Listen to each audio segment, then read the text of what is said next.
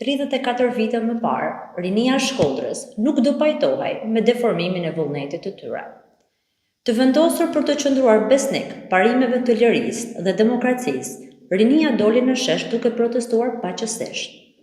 Por diktatura, e cila po jepte shpirt, kishte plane të tjera.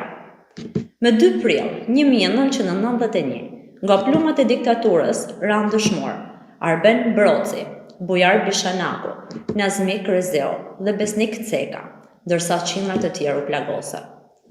Partia Demokratike fton të gjithë qytetarët e Shkodrës ditën e martë me 2 prill, ora 11, të nderojmë herojt e demokracisë.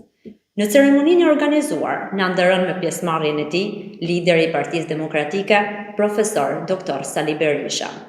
Pjesëmarrja juaj është edhe dëshmi se diktaturat e çdo kohe fillimin e fundit të tyre e kanë me 2 prill. Të martën me 2 prill, të gjithë në sheshin po me të njëjtin emër, ora 11, të nderojmë dëshmorët e demokracisë.